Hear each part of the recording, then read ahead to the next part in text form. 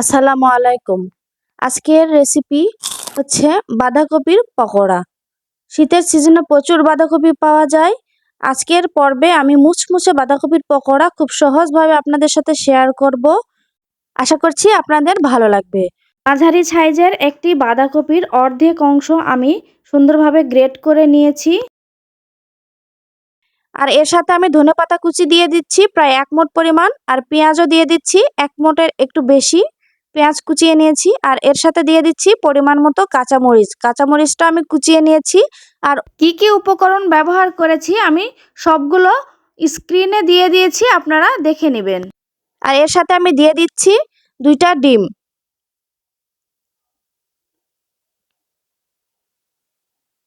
বাঁধাকপি দিয়ে এমন মুচমুচে পকোড়া সবাই জানে, সবারই খুব পছন্দের তালিকায় বাঁধাকপির পকোড়া। শীতের সিজনে এটা প্রচুর খাওয়া হয়, সবার ঘরে ঘরেই এটা বানানো হয়। তবে আমি যেভাবে বানিয়েছি আপনাদের সাথে এই রেসিপিটি শেয়ার করছি। আর এর সাথে দিয়ে দিলাম স্বাদ মতো লবণ। লবণ দিয়ে বাঁধাকপিটাকে আমি খুব ভালো করে মেখে নিব। প্রথমে লবণ ডিম দিয়ে একটু মেখে নেওয়ার জন্য বাঁধাকপিটা খুব নরম হয়ে আসবে। তারপরে আমি বাকি উপকরণগুলো ব্যবহার করব। এর সাথে প্রথমে দিয়ে দিলাম 1 চামচ পরিমাণ রসুন বাটা, দিয়ে দিচ্ছি জিরা গুঁড়ো, হলুদের গুঁড়ো, ধনিয়া গুঁড়ো, আর সবশেষে দিয়ে দিচ্ছি গরম মশলা গুঁড়ো 1/2 চামচ। দিয়ে আমি সবগুলো উপকরণ খুব ভালো করে হাতে মেখে নিব।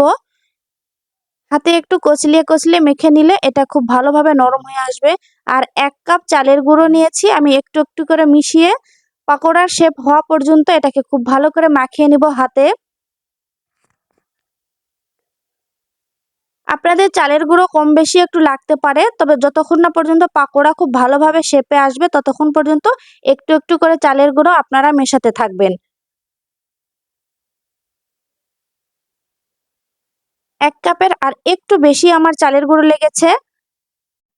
আশা করছি আমার এই সিম্পল রেসিপি আপনাদের কাছে ভালো লাগবে। তো ভালো লাগলে অবশ্যই লাইক, কমেন্ট এবং শেয়ার করে দিবেন। আর আমার ইউটিউব চ্যানেলটি সাবস্ক্রাইব করে নিয়মিত আমার চ্যানেলের পাশে থাকবেন। তো আমার বাঁধাকপিটা বেশ ভালোভাবে মাখানো হয়ে গেছে।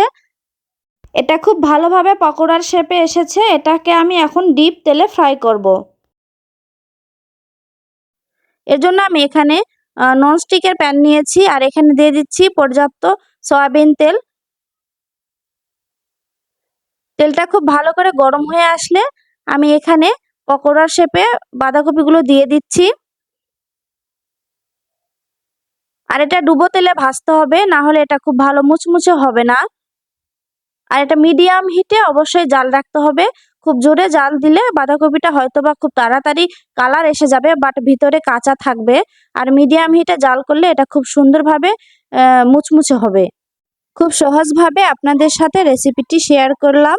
আপনি চাইলে আপনিও বানিয়ে ফেলতে পারেন বাঁধাকপির এই মুচমুচে পকোড়া। বিকেলে চায়ের সাথে এমন মুচমুচে পকোড়া থাকলে চায়ের আড্ডাটা বেশ জমে যায়। তো আমার বাঁধাকপি লাল করে ভেজে নেওয়া হয়ে গিয়েছে, এটাকে আমি উঠিয়ে নিচ্ছি।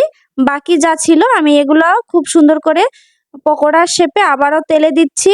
আর এটাও আমি একটু লাল করে ভেজে নেব, 2 পাশেই উল্টে দিয়ে। বাঁধাকপিটা কুচিয়ে নিয়ে তারপর খুব ধুয়ে খুব ভালো করে পানি ঝরিয়ে নিতে হবে, না হলে যখন আমরা বাঁধাকপির বেটারটা মাখাবো তখন চালের গুঁড়ার পরিমাণটা বেশি লাগবে। চালের গুঁড়া বেশি দিলে পকোড়া খুব ভালোভাবে মুচমুচে হবে না। আপনারা নিশ্চয়ই দেখে বুঝতে পারছেন আমার বাঁধাকপি কিন্তু পাতাগুলো দেখা যাচ্ছে আর এতটা মুচমুচে হয়েছে। আপনারা নিশ্চয়ই এটা বুঝতে পারছেন। আমার বাঁধাকপির পকোড়া বানানো হয়ে গিয়েছে। আশা করছি আপনাদের ভালো লেগেছে আমার এই সিম্পল বাঁধাকপির পকোড়া।